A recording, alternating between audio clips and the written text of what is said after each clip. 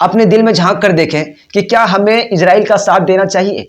मासूमों की जान लेना, गरीबों की जान लेना, औरतों की जान लेना, बच्चों का जान लेना, यही उनकी असलियत है, असली चेहरा है इजराइल की।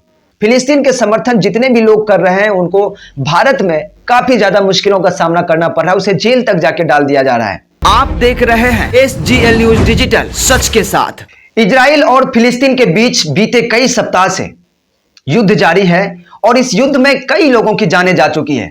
अब तक लगभग फिलिस्तीन के 6000 नागरिकों की मृत्यु हो चुकी है, 6000 लोगों की जानें जा चुकी है। और अगर इजराइल की बात करें तो इजराइल के 1400 लोगों की जानें जा चुकी है। और इस जंग में हमास का एक बहुत बड़ा अहम रोल है, अहम किरदार निभा रहे हैं, क्योंकि ये पूरी जंग जो है हमास के द्वारा ही छेड़ा गया है, जिसको लेकर के पूरी दुनिया दो गुटों में बढ़ चुकी है।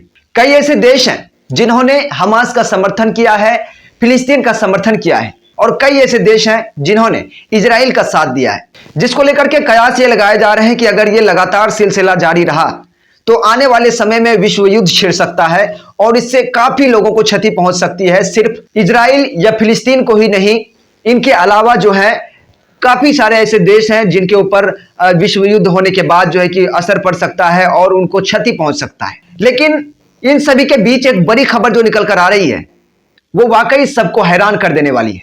क्या आप इन तस्वीरों को जानते हैं? जरा गौर से इन तस्वीरों को देखिए और बताइए कि ये कौन है। नहीं जानते होंगे।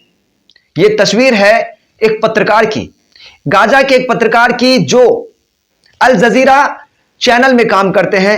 अल जजीरा जो एक समाचार एजेंसी है उसके लिए काम करते हैं और गाजा से लगातार कवरेज करके लगातार जो एक्सक्लूसिव रिपोर्ट होते हैं जिसके माध्यम से न्यूज एजेंसी तक पहुंचती है और फिर वो प्रकाशित किए जाते हैं, तो फिर आप और हम जानते हैं कि आखिर क्या गाजा में हो रहा है। जो ऐसी भीषण स्थिति में रहकर वहां की रिपोर्टें अपने जान पर खेलकर आपके सामने ला के रख देती है और आप जान पाते हैं कि आखिर क्या चल रहा है, कितने लोगों की मौतें हुई, कितने लोग वहां पे आखिर क्या क्या हो रहा है। लेकिन आज ये मायूस नजर क्यों आ रहे हैं जानते हैं आप? इनका आज पूरा परिवार उजड़ गया है। इनकी पत्नी, इनके बेटे, इनकी एक बेटी और इनके एक पोते की हत्या कर दी गई है इजरायली सैनिकों के द्वारा। इजराइल के द्वारा हवाई हमला करके इन सभी की जान ले ली गई। और सिर्फ इनकी ही नहीं, बहुत ऐसे लोग हैं जिनकी जानें ली गई है हवाई हमले के माध्यम से। वहां पे जाके गोलियों से मार करके काफी जो कि फिलिस्तीन के लोग हैं उनकी हत्याएं की गई है, उनको मारा गया है।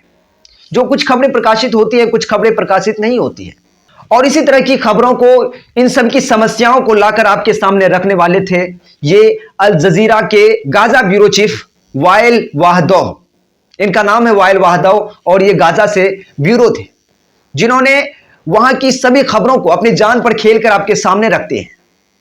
आज उनका परिवार पूरी तरह से बिखर गया है और वो पूरी तरह से टूट गए, ऐसी स्थिति में आ गए, ऐसे मोड़ पे आ गए जहां लोगों का संभलना काफी बेहद ही मुश्किल होता है।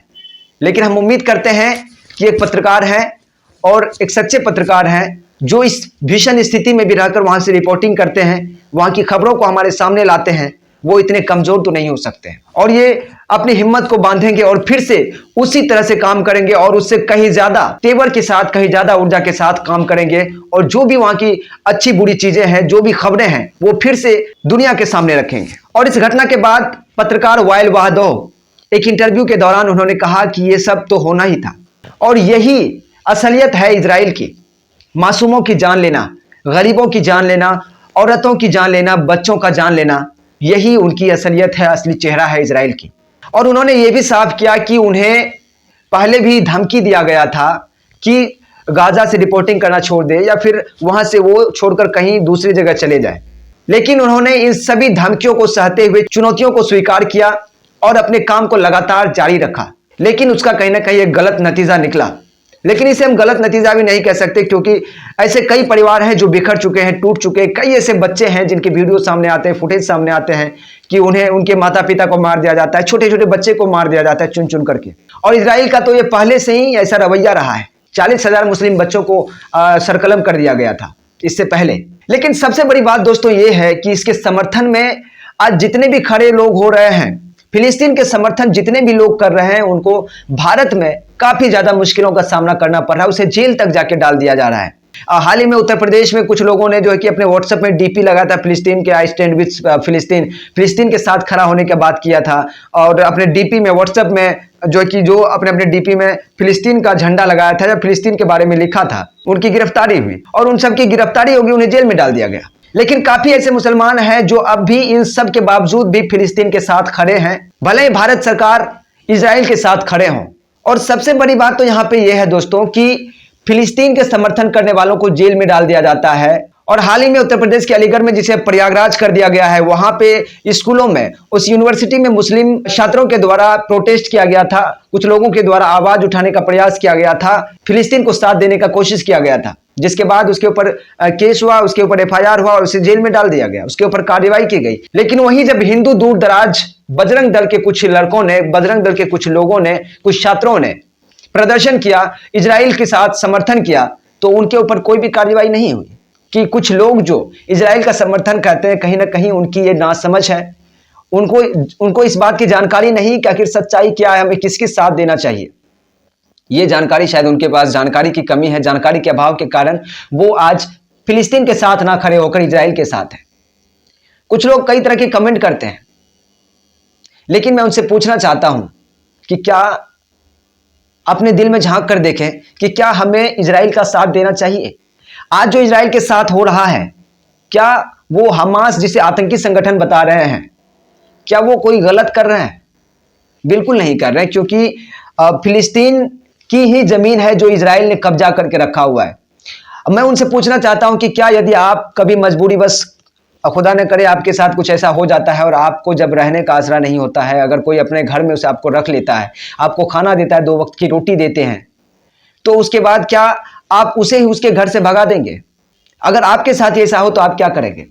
और आज जो हमास लड़ाई कर रहे हैं, फिलिस्तीन जो लड़ रहा है, जिसके साथ पूरी दुनिया के कई देश हैं जो फिलिस्तीन का साथ दे रहे हैं, और कुछ चुनिंदे लोग हैं जो इजराइल के साथ दे रहे हैं, तो कहीं ना कहीं ये उनकी जो है कि गलत मानसिकता के कारण ऐसा हो रहा है, जिसको लेकर खुले तौर पर कई देश उनका समर्थन किए हैं। तुर्की के राष्ट्रपति एर्दोगन ने भी इसका खुले तौर पर समर्थन किया। उन्होंने कहा है कि जो आज हमास लड़ाई लड़ रहा है, वो पिछले 60 वर्ष से जो फिलिस्तीन के ऊपर अत्याचार हो रहा था, उसके साथ जो आतंकवाद की तरह